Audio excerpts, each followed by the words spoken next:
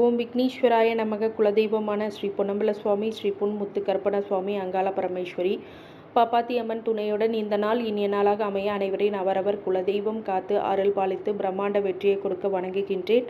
இன்று பிறந்த நாள் மற்றும் திருமண நாள் காணும் அனைத்து சொந்தங்களுக்கும் என்னுடைய நல்வாழ்த்துக்கள். இது ஸ்ரீவாரி ஆஸ்ட்ரோ. நான் உங்களுடைய ஆஸ்ட்ராலஜர் சப்னா பேசுகிறேன். இந்த நெக்ஸ்ட் 3 இயர் ப்ரெடிக்ஷன், அடுத்த 3 வருடங்களுக்கான கடகராசிக்காரங்களுக்கு என்ன மாதிரியான பலன்கள் ஏற்படும் அப்படிங்கிறது கோச்சார ரீதியான ஒரு சில கோல்சாரங்களின் மாற்றங்களை பொறுத்து உங்கள் வாழ்க்கை அடிப்படையாக எப்படி மாறும் அப்படிங்கிறது இந்த 3 வருஷத்துக்கான பொது பலன்களாக உங்களுக்கு கோச்சார ரீதியாகவும் கொடுத்துருக்கேன், திசாபுத்தி வாரியாகவும் உங்களுடைய ப்ரெடிக்ஷன் கிளியராக கொடுத்துருக்கேன். இது வரைக்கும் சேனலை சப்ஸ்கிரைப் பண்ணாமல் இருந்தீங்க அப்படின்னா சேனலை சப்ஸ்கிரைப் பண்ணிக்கோங்க. நோட்டிஃபிகேஷன் ஆன் பண்ணிவிட்டு பெல் ஐக்கானை ப்ரெஸ் பண்ணி நோட்டிஃபிகேஷனை ஆன் பண்ணிக்கோங்க. அதுக்கப்புறம் இந்த பதிவை முழுக்க பாருங்கள். உங்கள் உற்றார் உறவினர்கள் நண்பர்கள் அனைவருக்கும் பகிர்ந்து பயனளிக்குமாறு கேட்டுக்கொள்கின்றேன்.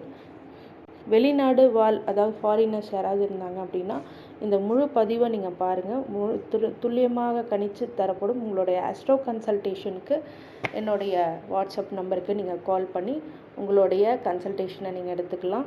துல்லியமாக கணித்து தரப்படும். இந்த கிரகசாரங்களை பொறுத்து இப்போ 90% உங்களுக்கு வாழ்க்கையில் எப்படிலாம் நடக்க போகுது அப்படிங்கிறத இந்த 3 வருஷ காலங்கள் என்ன மாதிரியான மாற்றங்களும் அதிர்வலைகளும் உங்களுடைய நன்மைகளும் அப்படிங்கிறதுலாம் எவ்வளோ இருக்க போகுது அப்படிங்கிறத முழுக்க பார்க்கலாம் வாங்க.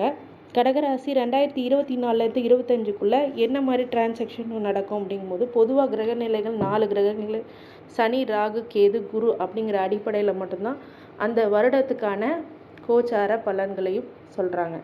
பொதுவாகவே இந்த 4 கிரகங்களை வச்சு தான் உங்களுடைய வாழ்க்கையில் ஒரு சில மாற்றங்கள் அதிர்வலைகளும் ஏற்படும் அப்படிங்கிறது தான் உண்மை. அப்போ சனி 8ஆம் இடத்துலேருந்து 9ஆம் அஷ்டம சனியிலேருந்து 9ஆம் இடத்துக்கும், ராகு 9ஆம் இடத்துலேருந்து 8ஆம் அஷ்டம ராகுவாக வர்றதும், கேது 3ஆம் இடத்துல மறைவு கேதுவாக இருக்கிறது இப்போ 2ஆம் இடத்துக்கும், குரு 11ஆம் இடத்துலேருந்து விரைய குருவாக அடியெடுத்து வைக்கிறார். இந்த 2025 சனி 9ஆம் இடத்துல பாக்கியத்துக்கு வர்றது மிகப்பெரிய நன்மை. இந்த 2025 உங்களுக்கு சூப்பரான வருஷம்னே சொல்லலாம். ஏன்னா அஷ்டமத்திலேருந்து முதல்ல வெளியில் வர்றதே மிகப்பெரிய ஒரு பாக்கியம். அதில் பாக்கியத்தில் சனி வரும்போது உங்களுடைய தந்தை வழி பூர்வீக சார்ந்த பிரச்சனைகள், பூர்வ புண்ணியத்தினால் ஏற்படுகின்ற ஒரு சில தொந்தரவுகள் மட்டுமே இந்த சனி கொடுப்பார். வெளியில் சில பேர்த்த வெளியூர் வெளிநாடு போன்ற விஷயங்களையும் அனுப்பிச்சி வச்சுருவார். அப்போ அஷ்டம சனியிலேருந்து விடுபடுறதே மிகப்பெரிய ஒரு நன்மை அப்படின்னு சொல்லலாம். அடுத்தது ராகு அப்படிங்கிறது 9ஆம் இடத்துலேருந்து 8ஆம் இடத்து 8ஆம் ராகுவாக வரும்போது இந்த இடத்துல ராகு அப்படிங்கிறது உங்களுக்கு கொஞ்சம் கெடுதல்களை கொடுத்தாலும் மிகப்பெரிய கெடுதல்கள் கொடுக்காது.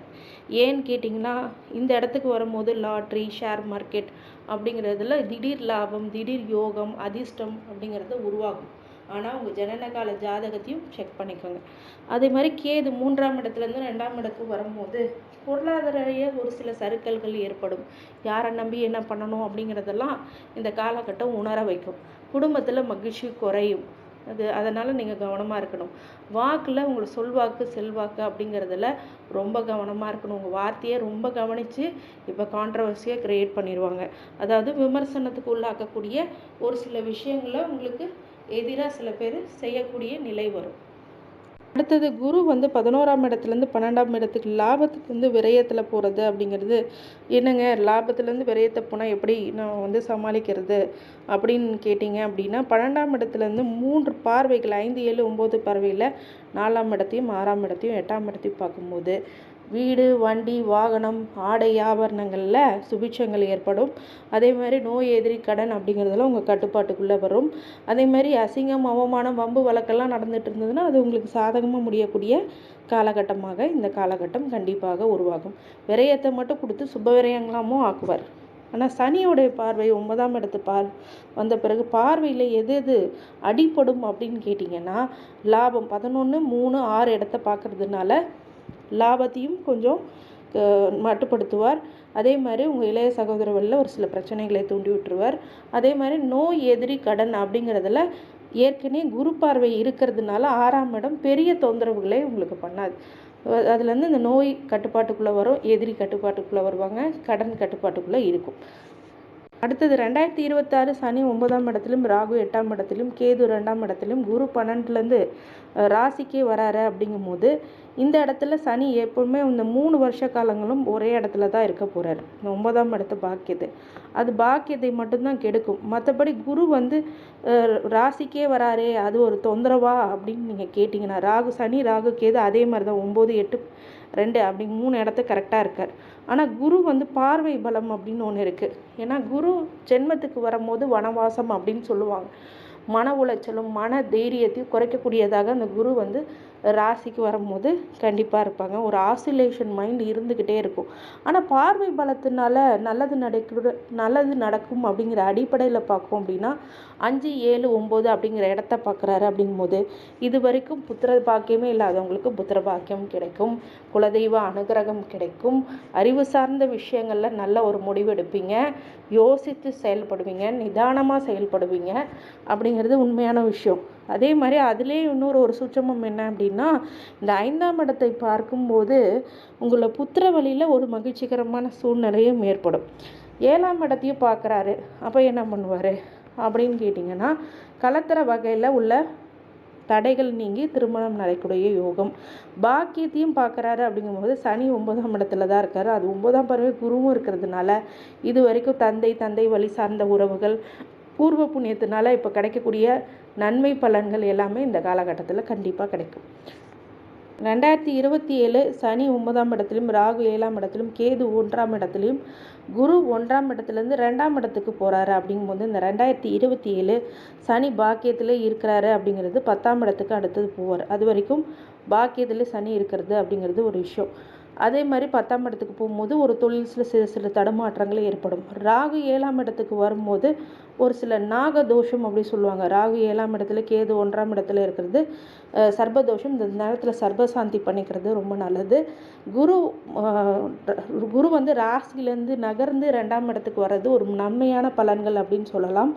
இந்த பலன் எப்படி இருக்கும் அப்படின்னா, 2ஆம் இடத்துலேருந்து தன்னுடைய 3 பார்வை, 5, 7, 9 பார்வையில் 6, 8, 10 அப்படிங்கிற பார்வையை பார்க்குறது அப்படிங்கிறதுனால 2ஆம் இடத்துலேருந்து 6ஆம் இடத்தை பார்க்கும்போது நோய் அவதிப்பட்டவங்க, எதிரினால் கஷ்டப்பட்டவங்க, கடனால் கஷ்டப்பட்டதெல்லாம் கட்டுப்பாட்டுக்குள்ளே வரும். அதே மாதிரி 8ஆம் இடத்தையும் பார்க்குறாரு அப்படிங்கிறது இது வரைக்கும் வம்பு வழக்குகள்னால பெயர் கெட்டு போச்சுங்க, கொடுக்கல் வாங்கல பிரச்சனை வந்துருச்சுங்க, நம்பி கொடுத்தேங்க, கேரண்டி போட்டு கொடுத்தேங்க, அதெல்லாம் இப்போ இந்த பிரச்சனைகள்லாம் நிவர்த்தி ஆகும். அதே மாதிரி 10ஆம் இடத்துலையும் குரு பார்க்குறார். அப்படிங்கும்போது 10ஆம் இடத்துக்கு சனி குரு நகர்ந்து வருவார் அப்படிங்கிறது ஒரு விஷயம். அப்படிங்கிறதுனால இந்த காலகட்டத்தில் தொழில் அமைப்பு, ஸ்டார்ட் அப் அப்படிங்கிறதுலாம் ரொம்ப நல்லாயிருக்கும். பெரிய முதலீடுகள் பண்ணாமல் இருக்கிறது ஒரு சேஃபை கொடுக்கும் அப்படிங்கிறது கவனத்தில் வச்சுக்கோங்க. பொதுவாகவே நீங்கள் எந்த நட்சத்திரத்துக்காரங்களாக இருந்தாலும் சனி திசை அப்படின்னு உங்களுக்கு வந்துச்சுன்னா கண்டிப்பாக 9ஆம் இடத்துல பாக்கிய சனியாக வராரு. அப்படிங்கும்போது என்னென்ன விஷயத்தில் நீங்கள் கவனமாக இருக்கணும் அப்படின்னா, மூத்த சகோதரர் வழியில் பிரச்சனைகளை கொடுக்கும், அதில் நீங்கள் கவனமாக இருக்கணும். அதே மாதிரி லாபத்தையும் நஷ்டத்தையும் ஃபினான்ஷியல் லெவலில் ஸ்ட்ரகிளும் கொடுத்துரும். ஒரு சில அவமானங்கள் பிரச்சனைகள் ஏற்படும். இந்த சனி திசையில் மட்டும் கொஞ்சம் கவனமாக இருக்கணும். ஆரோக்கியம், மன அளவில் சீர்கேடு, அடுத்த 3ஆம் நபரோட தலையீடெல்லாம் நீங்கள் கவனித்து பார்க்கணும். இளைய சகோதரர் வழியில் தவறு நடப்பது போன்ற விஷயங்கள் இருக்கும். நோய், எதிரி, கடன் ஏதாவது கொடுத்து பிரச்சனைகளை கொடுக்கும். இந்த சனி திசை 9ஆம் யோக திசையாக உங்கள் ஜாதகத்தில் இருந்தால் மட்டுமே உங்களுக்கு நற்பலன்கள் ஏற்படுமா அப்படின்னு கேட்டிங்கன்னா, ஒரு சில பேருக்கு நல்ல சொத்து சுகங்கள் சேரக்கூடிய, தந்தை வழி சொத்துக்கள் சேரக்கூடிய விஷயமும் அமையும். இந்த சனி திசை அப்படிங்கிறது கவனமாக கடந்து போகக்கூடிய திசை. அதனால ரொம்ப கவனமாக இருங்க சனி திசையில். புதன் திசை அப்படின்னா வம்பு வழக்கு அப்படிங்கிறது உங்களுக்கு எதிராக இருக்கும். கேது திசையாக இருந்துச்சுன்னா 2025, 26 தன குடும்ப வாக்குல கவனமாக இருக்கணும். 2027 ஜென்ம கேது வர்றதுனால விருப்பமில்லாத ஒரு வாழ்க்கை, தனிமை, துறவு வாழ்க்கையில் விருப்பம் கொள்வது, திருமண தடை ஏற்படுறது, சுபகாரிய தடை, தெய்வ திருப்பணி மேலே ஒரு சில மனம் போகிறது போகும் அப்படிங்கிறது தான் ஒரு விஷயம். கேது திசை. சுக்கிர, சூரிய, சந்திர, செவ்வாய் திசை இந்த அஷ்டம சனி கவனமாக இருக்க வேண்டிய திசைகள். அடுத்தது குரு திசை 2024 25 லாப குருவாகவும் விரய குருவாகவும் மாறி லாபகுருலேருந்து விரய குருவாக மாறுறது அப்படிங்கிறது படிப்பில் தடை அப்படிங்கிறது கொடுக்கும். சுப நிகழ்ச்சிகள் நடைபெறும். பார்வைக்கு பலன் அதிகம்னால வீடு, மனை யோகம், வண்டி வாகனம் அப்படிங்கிறதுலாம் நோய், எதிரி, கடனையும் கொடுத்து கொஞ்சம் சுபவிரயங்களும் ஏற்படுத்தும். யோக குருவாக இருந்தாலும் இதெல்லாம் கட்டுப்பாட்டுக்குள்ளே வரும். அஷ்டமத்தில் குரு பார்வை, ஆயுள் பலப்படும், திடீர் அதிர்ஷ்டம் உண்டாகும். 2024 ராசியில் குரு அப்படிங்கிறது ஒரு வனவாசம் மாதிரின வாழ்க்கை.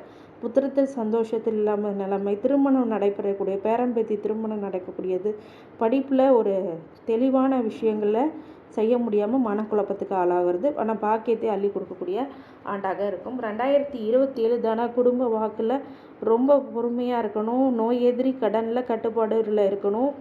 ஆயுள் பலமற்று இருக்கிறதுனால இப்போது நிவர்த்தியாகக்கூடிய, ஆயுள் கூடக்கூடிய காலகட்டமாக கண்டிப்பாக அவர்களோட தொழிலில் முன்னேற்றம் ஏற்படும். குடும்பமே அனுபவிக்கக்கூடிய திசையாக குரு திசை இருக்கும். தாய் தந்தை மகன் மகள் இந்த காலகட்டத்தில் உயர்வுகள் அப்படிங்கிறது ஏற்பட்டு அதன் மூலியமாக சந்தோஷங்கள் ஏற்படும். அப்போ பொதுவாக இந்த கடகராசிக்காரங்க இந்த 2025, 26, 27 மொத்தமாக பார்த்தீங்க அப்படின்னா கொஞ்சம் நல்ல நன்மைகளும் நிறைய நன்மைகள். ஏன்னா அஷ்டம சனிலேருந்து விலகி வர்றது ஒரு நன்மையாக இருக்கும் பட்சத்தில் ஒரு சில கிரக சூழ்நிலைகளை பொறுத்து கவனமாக இருக்க வேண்டிய இடத்தையும் நான் சொல்லிட்டேன். அதையும் நீங்கள் பார்த்துக்கோங்க.